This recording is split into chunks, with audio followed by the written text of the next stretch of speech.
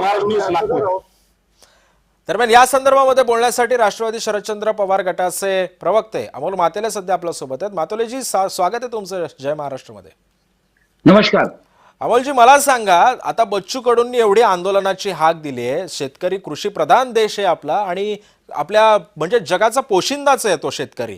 या शेतकऱ्यावरती जर आंदोलन करायची वेळ इथपर्यंत येत असेल तर सरकारला जाग येणं गरजेचं आहे। सरकार का दिरंगाई करते शेतकऱ्यांच्या मागण्या मान्य करायला?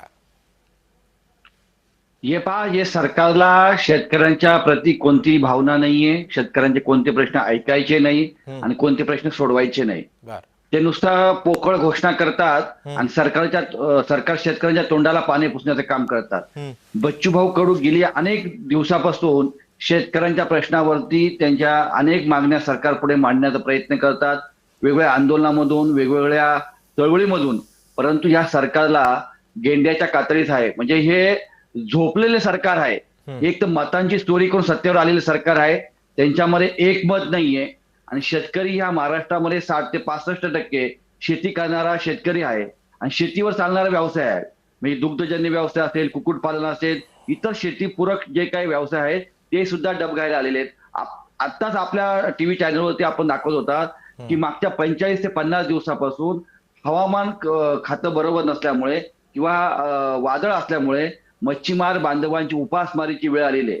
म्हणजे मागच्या 31 मे पासून मच्छीमार बांधव मच्छीमारी करत नाही आणि कुठे चालू झाली तर मध्येच पावसाचं वादळाचं संकट आल्यामुळे या मच्छीमार बांधवांना देखील अशीच अतोनात हाल होण्याची वेळ आलेली आहे। पण सरकार काहीच करत नाही, ना याच्यावरती उपाययोजना करत नाही, काय त्या दृष्टीने प्रश्न सोडवण्यासाठी प्रयत्न करतंय असंही काही नाही। नुसता पोकळ घोषणा आणि खोट्या घोषणा देण्याचं काम करतंय, परंतु शेतकऱ्यांच्या पदरामध्ये काहीच पडत नाही। आपण जर पाहिलं असेल अनेक हेक्टर जमीन वाहून गेलेले, जमिनी वाहून गेल्यानंतर पुढचे काही पिकं किंवा 1-2 वर्ष शेती देखील व्यवसाय करता येणार नाही, अशी भयंकर परिस्थिती आहे।